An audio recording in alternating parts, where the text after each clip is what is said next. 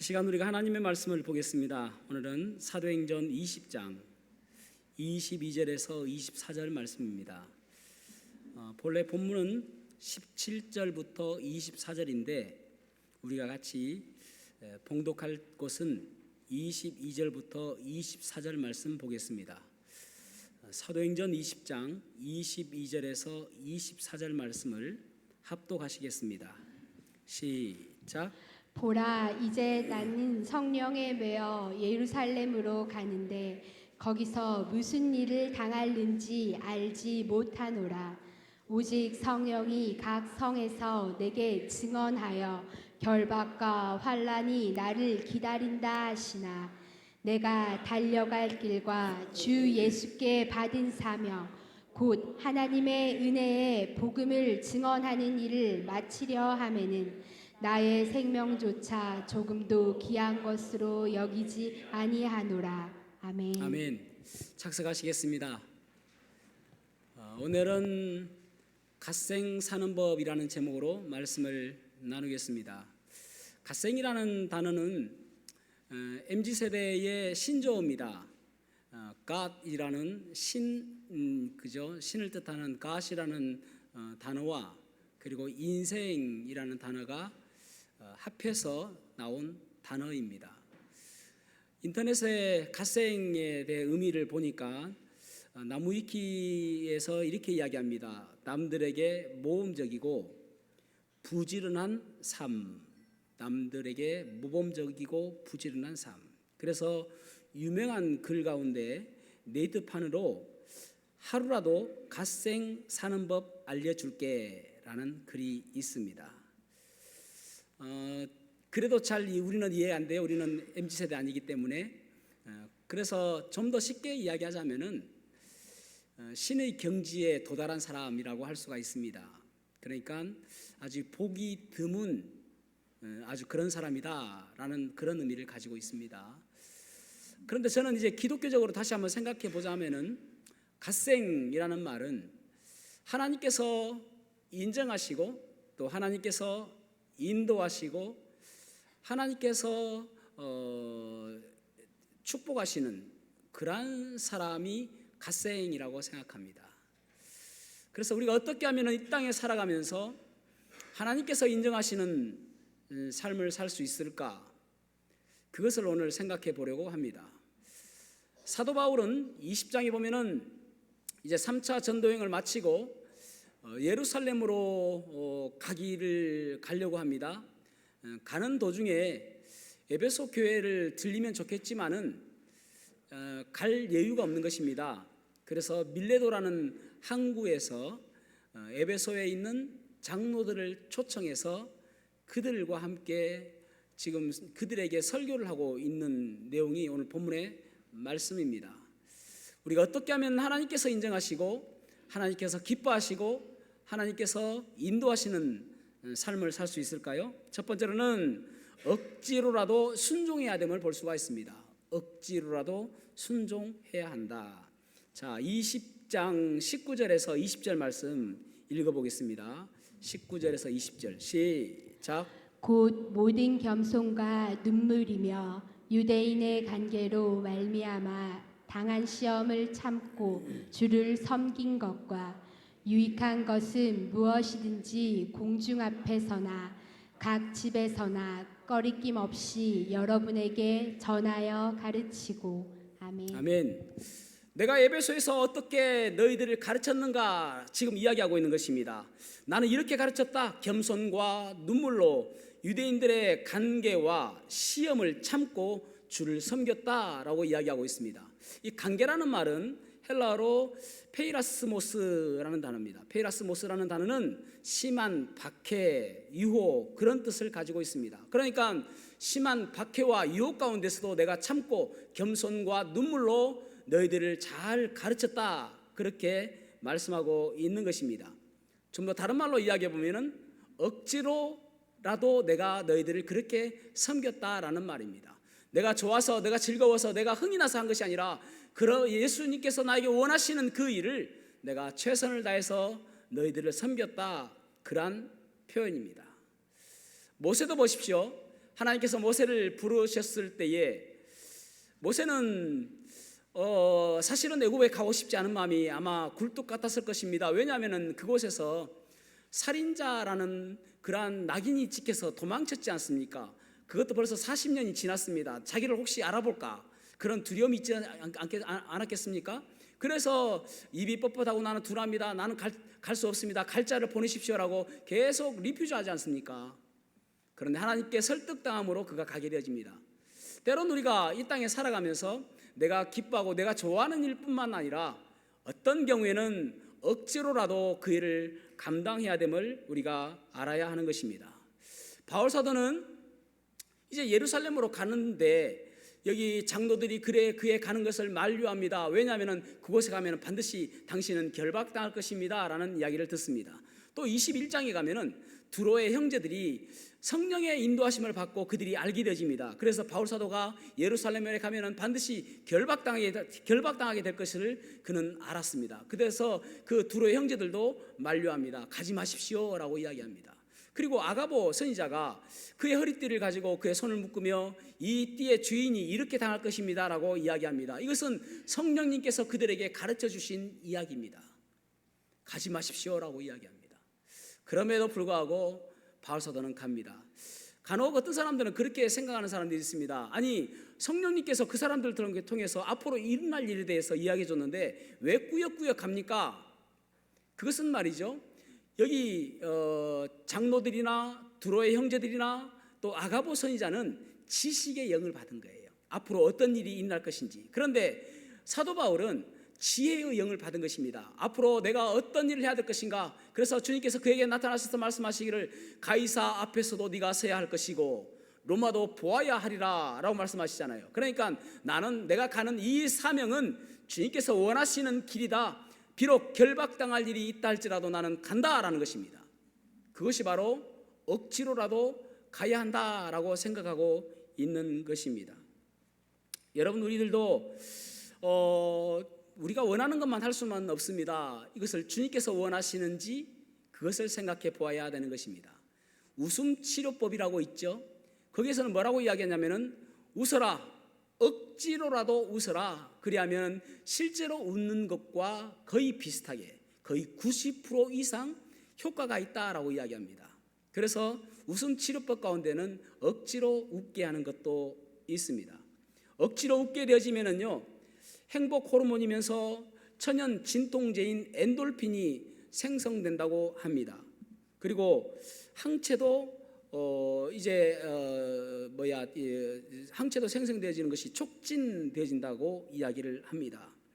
그리고 스트레스를 많이 받으면은 혈관이 수축되어져서 혈류가 감소되어지는데 웃게 되어지면은 혈관이 확장되어져서 혈류가 원활해진다라고 이야기합니다. 여러분, 스트레스 받지 마시기 바랍니다. 그래서 웃음 치료를 하게 되어지면은 의료비 23%가 절감된다고 학자들이 이야기를 합니다. 그래서 억지로라도 웃어야 웃는 효과를 볼 수 있다라고 이야기를 합니다. 그러니까 우리가 믿음 생활하면서 때로는 억지로라도 그 일을 감당해야 함을 알 수가 있는 것입니다. 보통 이제 여름 성리학교 되면은 요즘에는 그렇진 않지만은 옛날 제가 어렸을 때만 해도 제가 주일학교 교사할 때만 해도 큰 북 들고 나가서 동네를 한 바퀴 돌지 않습니까? 쿵쿵 치면서 어떤 교회에서 그런 일이 있었다고 합니다. 이제 전도사님이 그 교회 학교 선생님들을 모아놓고 우리가 삐에로 복장을 입고 그리고 동네 한 바퀴를 돌자. 그러면은 아마 어린아이들이 많이 몰려들 것이다 라고 이야기를 했습니다. 그런데 그 교회 학교 선생님들 모두가 다 조금 부정적이었어요. 아니, 전사님, 그렇게 한다고 해서 아이들이 모이겠습니까? 아마 아이들이 한 명도 안 올 겁니다. 그렇게 이야기를 했습니다. 그러자 전사님이 그러면 내가 삐에로복을 입을게 하고 막 삐에로복을 입는 거예요. 그러니까 그 중에 한 청년이 안타까워서 아이고 전사님, 이 무더운 여름에 그 삐에로 복장 입다가는 전사님 그냥 하여튼 더워가지고 큰일 납니다. 제가 입겠습니다. 그래서 이 청년이 삐에로 복장을 입고 꽃갈콘 모자를 쓰고 코에 빨간 그 코를 붙이고 그리고 밖에 나갔습니다. 그러면서 큰 북을 치면서 쿵쿵 오세요 오세요 여름 성경학교 오세요. 쿵쿵 오세요 오세요 여름 성경학교 오세요. 그렇게 하면서 다닌 것입니다. 동네를 한 바퀴 뺑 돌아서 교회에 왔는데 그 뒤에 엄청나게 많은 아이들이 없어요. 한 명도 없어요. 한 명도. 그래가지고 화가 나가지고 이 청년이 들어오자마자 전사님에게 분통을 터뜨리며 이야기합니다. 보십시오, 제가 그랬잖아요. 한 명도 안 올 것이라고. 이거 다 헛고생입니다. 이게 뭡니까 이게. 그러면서 옷을 벗고 그 코를 띄고 꽃갈콘을 벗고 팽개치고 그러는데 문이 빼꼼히 열리면서 초등학교 1학년 학생이 한 명이 들어오는 거예요. 야, 너 뭐야? 하니까 오라매요. 그래, 잘 왔다. 초등학교 1학년. 그래가지고 이 아이한테 이제 아이고 너 정말 반갑다 하고 엄청 반갑잖아요. 선물도 주고 너무 이 아이 좋아한 거예요. 그 다음에 주일날 또 와? 예, 알았어요. 주일날 또 왔어요. 얘는 교회를 처음 왔어요. 주일날 처음 오니까 또 새신자 해가지고 사람들이 막 박수를 쳐주고 또 선물을 주더라는 거예요. 기분 되게 좋더래요. 그 다음 주에 또 오니까 지난주 왔는데 또 왔다고 또 박수를 쳐주고. 그래가지고 이 아이가 6년 동안 개근상을 탔대요, 교회에서. 그리고 중학교 올라가가지고 기타를 배우고 교회에서 찬양을 하고. 근데 찬양이 은사가 있는 거예요. 찬양도 잘하고. 그래가지고 나중에는 찬양인도도 하고. 그래가지고 이 학생이 고등학교 마치고 장신대를 간 거예요. 그래서 목사님이 되었어요. 그래서 이제 이 간증을 하는 분이 장신대 신학교에서 체프를 할 때에 하시는 목사님이 그 아이가 접니다라고 이야기하는 거예요. 그래서 이제 그분이 그 부산의 성민교회라고 개정에 있는데 성민교회의 홍융희 목사님이에요. 그분이 바로 내가 그런 사람입니다라는 거예요. 여러분, 그렇습니다. 때로는 우리가 억지로 하는 그 일 가운데서도 하나님께서는 그 가운데 축복해 주시는 것입니다. 그래서 이것이 하나님께서 원하시는 일이라면 우리는 그 일이 억지로 하는 일이라도 해야 되는 것입니다. 여리고성을 보십시오. 이스라엘 백성들이 출애굽해가지고 처음으로 정복해야 될 그 성이 여리고성이었습니다. 그래서 그 여리고성에 주님께서의 미션은 무엇인가 하면은 하루에 한 바퀴씩 돌아라. 6일 동안 돌고 7일째 되었을 때에 7바퀴를 돌아라. 이것이 미션이었습니다. 이것은 너무나도 비이성적이죠. 너무나도 비합리적이지 않습니까? 그런데 이것을 통해서 하나님께서 무엇을 말씀하시냐면은 하나님 말씀에 대한 순종과 그리고 경험을 그들에게 심어주고 싶기 때문에 그런 것입니다. 다시 한번요. 하나님 말씀에 대한 순종과 경험을 통해서 하나님의 역사를 보게 하기 위해서 그런 것입니다. 그러니까 다음부터의 정복에서는 그러한 방법을 사용하지 않습니다. 만약에 이것이 특효고 아주 좋은 방법이었다면 그 다음에도 그렇게 해야 되죠. 주술적인 것 아닙니까? 그런데도 불구하고 그 다음부터는 그런 방법을 사용하지 않습니다. 첫 번째 여리고성에서 그들이 필요했던 것은 하나님 말씀에 대한 순종이었습니다. 그들에게 가장 어려웠던 것은 무엇이었을까요? 한 바퀴 돌았을 때에 그때 아무런 조짐이 보이지 않는 것입니다. 아니, 한 바퀴 돌았으면은 조금 뭔가 움직여지고 먼지가 떨어진다든지 뭐 그런 것이 보여야 되지 않습니까? 이틀째 두 바퀴 돌았을 때에 그때는 뭐 벽돌이 흔들리고 그래야 되지 않습니까? 3일째 또 한 바퀴 돌았을 때에 그때에 또 뭔가 땅이 흔들리고 뭐 그런 것들이 나타나야 되지 않습니까? 그런데 6일 동안 돌 때에 아무것도 이루어지지 않은 거예요. 그것이 얼마나 힘들었을까요? 아니, 돌으라며요. 아니, 지금 6일째 돌고 있는데 내일이 7일째인데 아니 아무것도 이루어지지 않지 않습니까? 그래도 우리는 여전히 돌아야 됩니까? 그들의 마음 아니겠습니까? 그런데 하나님께서는 그걸 원하시는 거예요. 그리고 7일째 되었을 때 분명히 하나님께서는 역사하신 것입니다. 우리도 마찬가지죠. 우리들도 나는 기도 한번 해보겠습니다. 나는 전도하겠습니다. 나는 하나님께 헌신하겠습니다라고 했는데 어느 순간에 보면은 아무리 열심히 해도 나에게 나타난 것이 없어요. 아니, 나는 잘생긴다고 했잖아요. 그럼에도 불구하고 왜 하나님께서 나에게 역사하지 않으십니까? 라고 그렇게 원망하는 경우도 있잖아요. 어쩌면 우리의 인생길이 지금 내가 지금 한 바퀴 돌고 있는 거 아닙니까? 내가 지금 이틀째 돌고 있는 거 아닙니까? 내가 어쩌면 3일째 돌고 있는 거 아닙니까? 그럼에도 불구하고 아무 일이 일어나지 않는 것이 우리에게 너무나도 힘든 것입니다. 그럼에도 불구하고 억지로 7일째 되었을 때에 하나님께서는 역사하시는 것입니다. 7일째 되었을 때에 하나님께서는 그곳에 개입하시는 것입니다. 7일째 되었을 때에 여리고성이 무너진 것처럼 우리의 인생 속에서 하나님께서 역사하시는 것입니다. 7일째 되었을 때에. 아람 장군의 나아만이라고 문둥병자가 있었죠. 그 문둥병자가 이제 이스라엘의 용한 선지자가 있다는 이야기를 듣습니다. 그래서 엘리사에게 오지 않습니까? 그러니까 그 엘리사는 아니 이제 큰 나라에서 왔기 때문에 버선발로 나올 줄 알았는데 그게 아니에요. 사원을 시켜가지고 요단강에 가서 7번 씻으면 날 것이라는 것입니다. 아니 이런 황당무계한 이야기가 어디 있습니까? 그 물이 뭐 요단강만 있습니까? 자기 나라에 더 좋은 물도 있는데. 그래서 아니 이런 일이 있느냐라고 했을 때 참모 중에 하나가 아니 그거 못하겠습니까? 그거 한번 해보시죠 해서 갑니다. 그런데 여러분 한 번 씻었을 때 나았습니까? 2번 씻을 때 나았습니까? 뭔가 한 번 씻을 때마다 뭔가 좀 좋아져야 되잖아요. 피부가 조금씩 하나씩 없어져야 되잖아요. 문둥병이 조금씩 고쳐지는 것들이 보여야 되지 않습니까? 그러나 6번 그렇게 했음에도 불구하고 하나도 깨끗해지지 않는 거예요. 7번째 되었을 때에 그의 몸이 깨끗하게 되어진 것입니다. 여러분 우리들도 지금 첫 번째 요단강 건너 요단강 들어갔다 온 것이나 마찬가지입니다. 2번째 요단강 들어갔다 나왔을 수도 있습니다. 아직까지는 우리들 얼마나 많이 기도합니까? 하나님 내 기도에 응답하여 주시오. 재정적으로 너무나도 어렵습니다. 빚 때문에 너무나도 힘듭니다. 좀 들어주십시오라고 하는데 우리의 앞에는 아무것도 이루어지지 않는 것처럼 보여집니다. 어쩌면 그 날이 첫 번째 날이 아닐까요? 첫 번째 요단강에 들어간 날이 아닐까요? 엘리야가 보십시오. 엘리야가 850명 바알과 아세라의 선지자들과 싸우고 이깁니다. 그리고 나서 산 꼭대기에 가서 그는 기도합니다. 그런데 손바닥만한 구름이라도 보여야 되는데 보이지 않는 거예요. 사원에게 가서 첫 번째 가서 물어봅니다. 이야기합니다. 가서 보아라. 산 꼭대기에 올라가서 구름이 보이는지 보아라. 아니 보이지 않습니다. 아무것도 보이지 않습니다. 2번째 또 가봐라. 3번째 가봐라. 4번째 가봐라.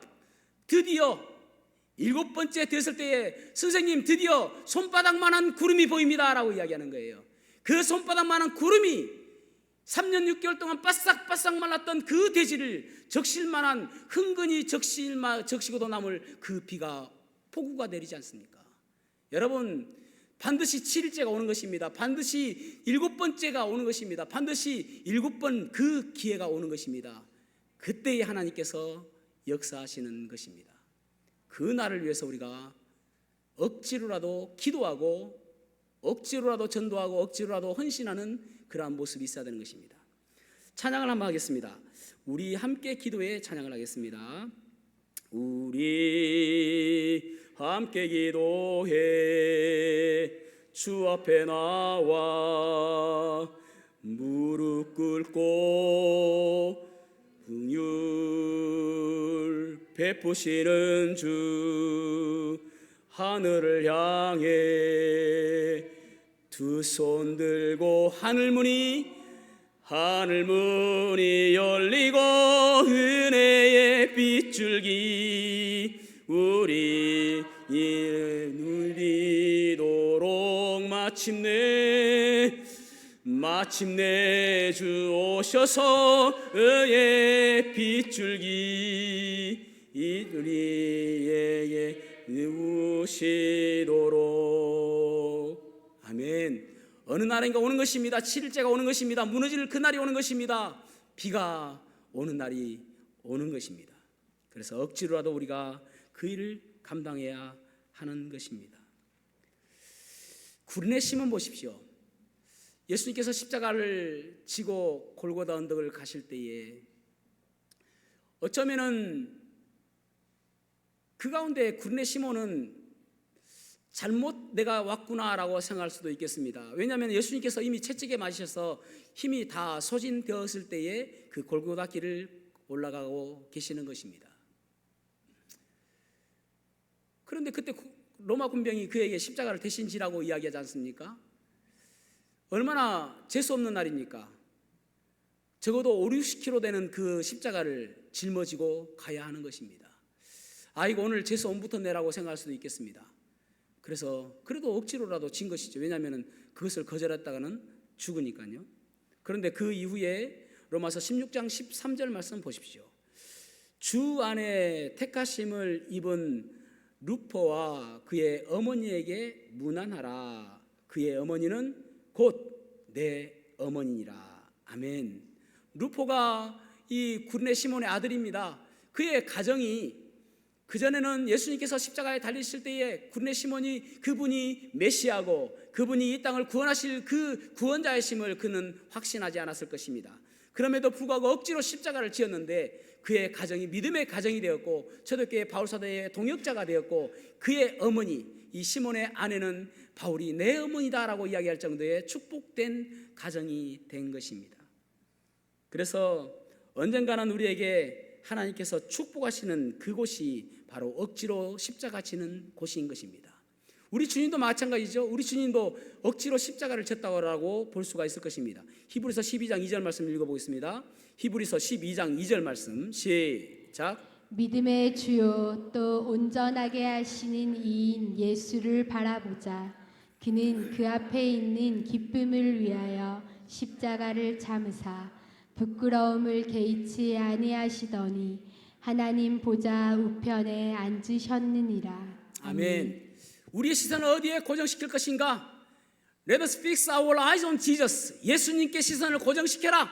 예수님은 어떤 분이었느냐? 그 앞에 있는 기쁨을 위하여 십자가를 참으사 부끄러움을 개의치 아니하셨다라고 말씀하고 있습니다. 그러니까 그 앞에 있는 기쁨을 위하여, 그 기쁨은 무엇입니까? 우리가 구원받는 것, 내가 예수 그리스도를 믿고 구원받은 것, 나 박종기가 구원받은 것, 그것을 바라보시며 기뻐하시는 그 기쁨을 위하여 십자가의 부끄러움을 개의치 아니하셨다라고 말씀하고 있는 거예요.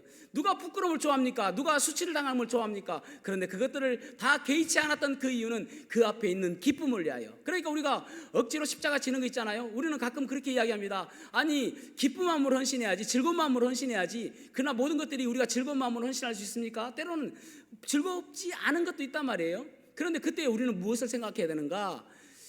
기쁜 마음이, 그 기쁜 마음을, 믿음이 성숙한 사람들은 그 기쁜 마음이 주님께서 기뻐하시는 마음이 내 마음이 되어져야 되는 것입니다. 다시 한번요.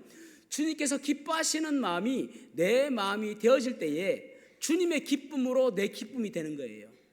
그러니까 주님의 기쁨이 되어지면은 내가 억지로 하는 것도 주님께서 원하시는 일이고 주님께서 기뻐하시는 일이라면 내가 그 기쁨 때문에 하는 것입니다. 그것이 참다운 기쁨인 것입니다.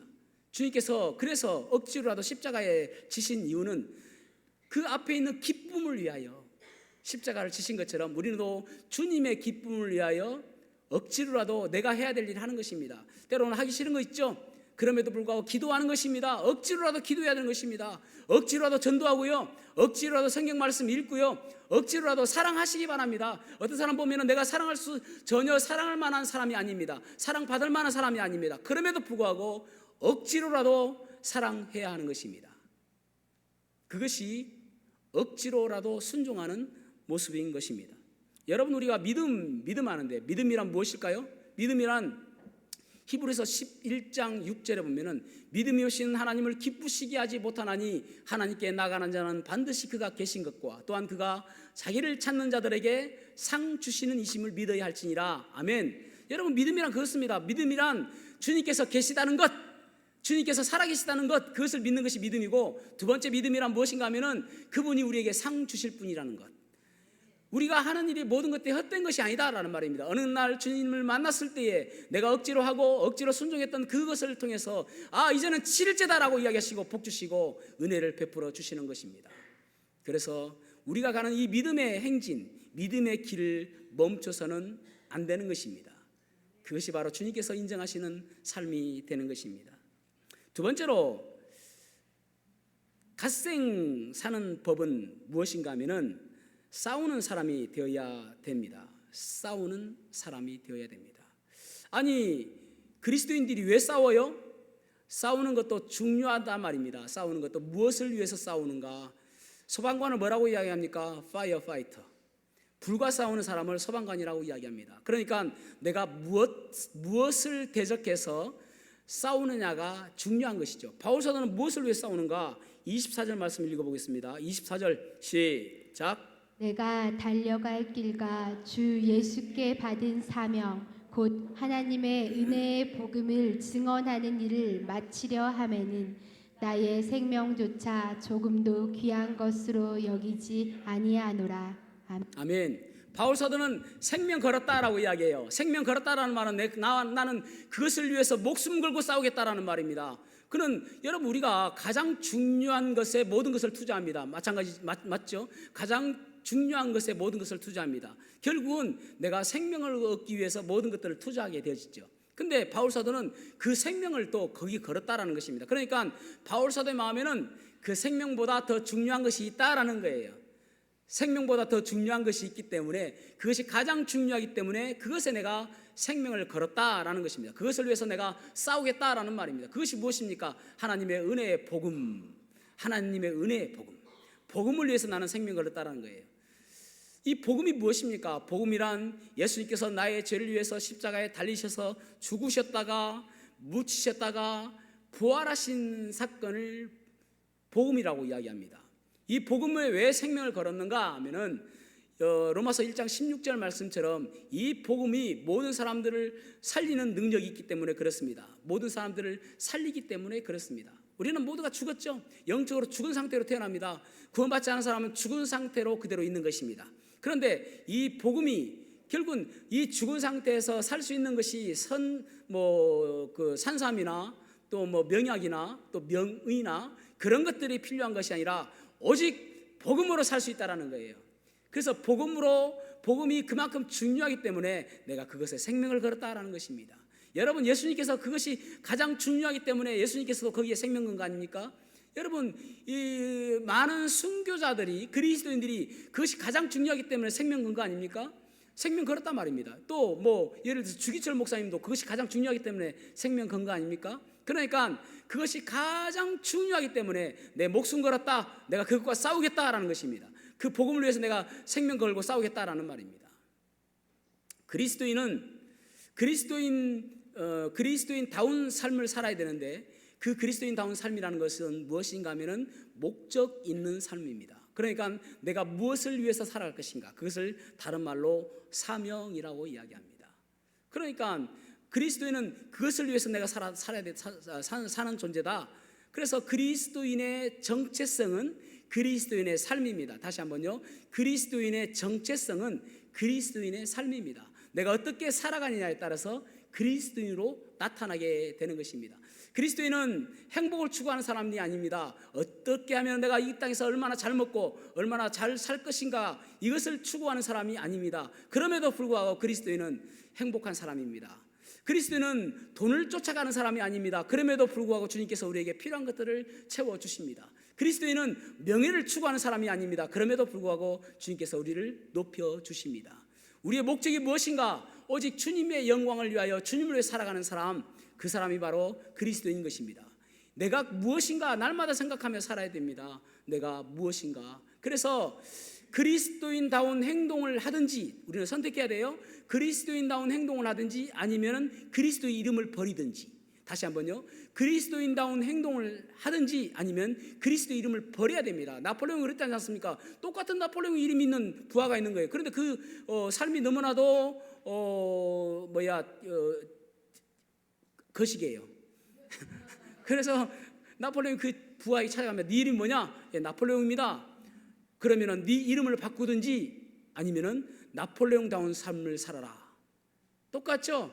그리스도인다운 삶, 그리스도인다운 삶을 살아야 되는 것입니다. 저는 가끔 이제 그 매스컴이나 또 미디어를 통해서 볼 때에 인사이트를 얻을 때가 있습니다. 그 보면은 내가 내 정체성, 그리스도인다운 아이덴티티가 무엇인지를 깨닫게 되어지는 것이, 예전에 나는 가수다라는 프로였어요. 나는 가수다 나왔던 가수들이 정말 노래 잘하는 사람들 나오거든요. 그래서 마치 나만 가수다라고 이야기하는 것처럼 들렸습니다. 나만 가수다, 너희들 가수하냐, 나처럼만 노래라, 그런 것처럼 그거 보면서 그렇지, 나는 목사다, 정말 나는 목사다운 삶을 살아야지. 그래서 다른 사람들이 바라볼 때 당신은 정말 목사다운 삶이구나. 여러분 마찬가지입니다. 나는 그리스도인이다. 내 삶이 그리스도인다운 삶을 살아가면서 다른 사람들에게 손가락질 받지 않는 그런 삶이 되어져야 되는 것입니다.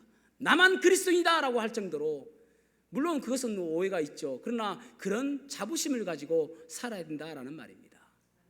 친구라는 영화를 보면은요, 마지막에 이호성 씨가 이렇게 이야기합니다. 건달이 쪽팔리면 안 된다 아이가. 건달이 쪽팔리면 안 된다 아이가. 여러분, 건달은 양아치라는 소리를 듣기 싫어합니다. 그래서 건달다운 품위를 지키는 것이 그의 목적입니다. 그래서 그게 이제 그 동수를 살인교사한 사람이 너냐 했을 때, 예, 내가 했습니다. 자기가 다 덮어쓰는 거예요. 그래서 너 왜 그랬어 하니까 건달이 쪽팔리면 안 된다 이가 그래요. 여러분, 목사가 쪽팔리면 안 되는 거 아닙니까? 제가 그렇게 생각합니다. 목사가 쪽팔리면 안 된다 이가.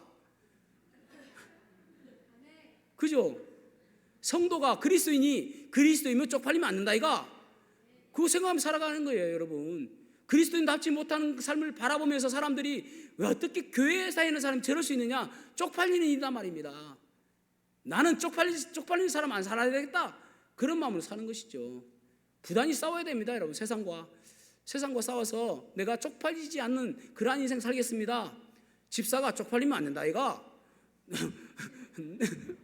그런 삶으로 살아가야 되죠. 주님께서도 우리에게 말씀하시죠. 너희는 세상의 소금이다. 너희는 세상의 빛이다. 그렇게 이야기합니다.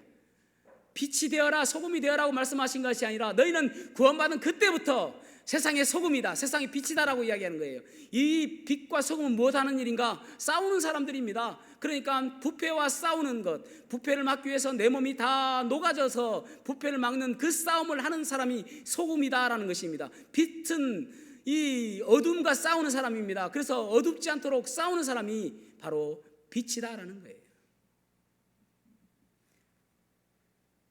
그래서 히브리서 12장 4절 말씀 같이 읽어보겠습니다. 히브리서 12장 4절 시작. 너희가 죄와 싸우되 아직 피 흘리기까지는 대항하지 아니하고. 아멘. 죄와 싸우면서 피 흘리기까지 싸워라, 대항해라. 그렇게 피 터지게 싸워라라는 것입니다. 무엇과 싸워야 됩니까? 내 욕심, 내 자아, 내 정욕과 싸워야 되는 것입니다. 이 세상에 불의와 불경건과 싸워야 되는 것입니다. 세상은 우리를 계속 두렵게 합니다. 우리를 염려스럽게 만듭니다. 우리를 걱정하게 만듭니다. 앞으로 일들에 대해서 두렵게 만든단 말입니다. 그 두려움과 싸워야 된다라는 말입니다. 그것이 누구라고요? 그리스도인. 바울 사도가 나의 달려갈 것과 주 예수께 받은 사명 곧 하나님의 은혜의 복음 증거한 일을 마치려면 나의 생명을 조금도 귀한 것으로 여기지 아니하노라. 내가 싸우며 그 복음을 위해서 나가노라 하는 것처럼 우리가 이 땅에 살아가면서 피 흘리기까지 싸워가며 그렇게 살아가는 사람이 그리스도인이어야 한다는 것입니다. 어떻게요? 날마다 기도함으로, 날마다 주님과 동행함으로. 그래서 우리가 날마다 살아가면서 어쩌면 우리는 신부단장을 하며 살아가는 사람입니다. 신랑 되신 예수님께서 오실 때에 내가 아주 정결하고 거룩한 모습으로 주님 앞에 서기 위해서 날마다 그 불경공과 불의와 싸워가며 살아가는 사람이 바로 그리스도인인 것입니다.